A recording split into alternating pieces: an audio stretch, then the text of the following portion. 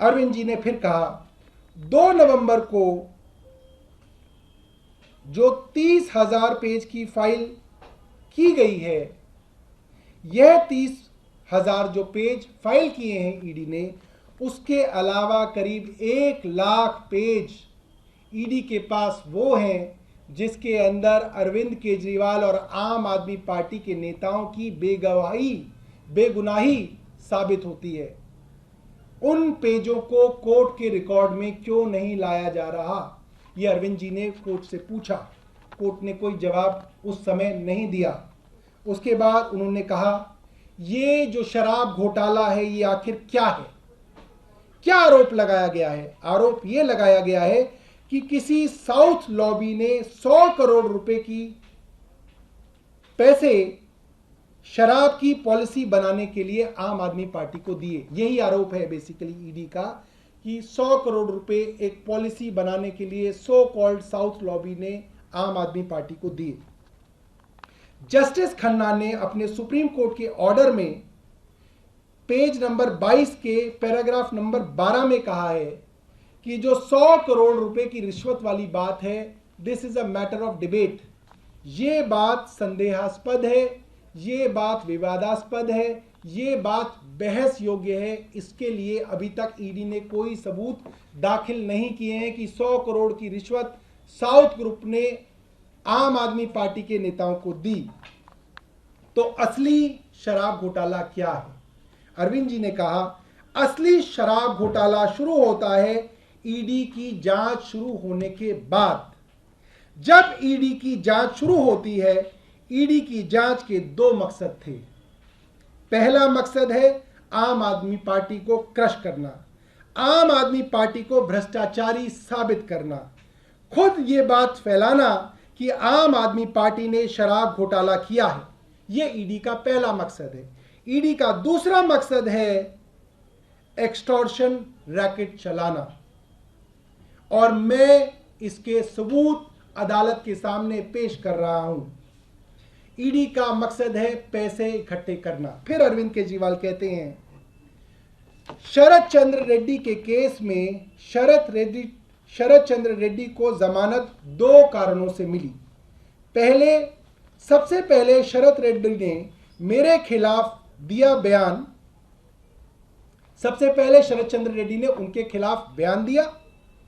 शरद रेड्डी ने गिरफ्तार होने के बाद 55 करोड़ रुपए का चंदा भारतीय जनता पार्टी को दिया। गिरफ्तार होने के बाद 55 करोड़ रुपए के बॉन्ड शरद रेड्डी ने खरीदे। उसके बाद उसे जमानत मिली। इससे मनी ट्रेल साबित होता है। गिरफ्तार होने के बाद उसने 55 करोड़ का चंदा भारतीय जनता पार्टी को दिया। भाजपा के अकाउंट में यह पैसा सीधे तौर पे गया। इससे मनी ट्रेल साबित होती है।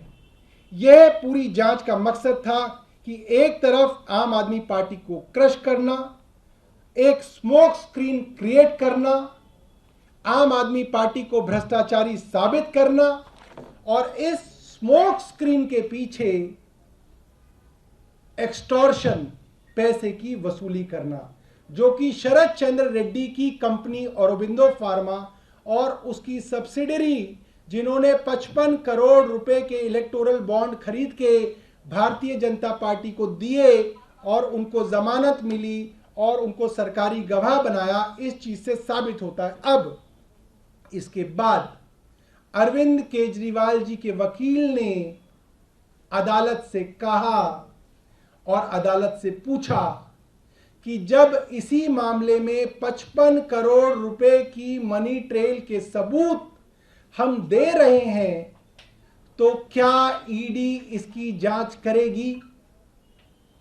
उसके बाद वकील साहब ने पूछा कि क्या कोर्ट ईडी को यह डायरेक्शन देगी कि ईडी इस 55 करोड़ की मनी ट्रेल की जांच करे? वकील साहब ने कहा, there is a concept of court monitored probe.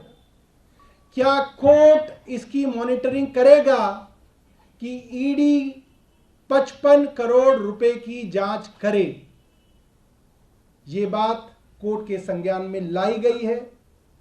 मैं पूरी दिल्ली, पूरा हिंदुस्तान और मैं कह सकता हूं दुनिया के अलग अलग देशों की सरकारें आज इस राउज एवेन्यू कोर्ट की तरफ, भारत की न्याय व्यवस्था की तरफ, हाई कोर्ट की तरफ, सुप्रीम कोर्ट की तरफ देख रही है कि एक सिटिंग चीफ मिनिस्टर ने अदालत में सबके सामने सबूत दिए, क्या अदालत उसकी जांच के आदेश देगी, ये हम देखेंगे।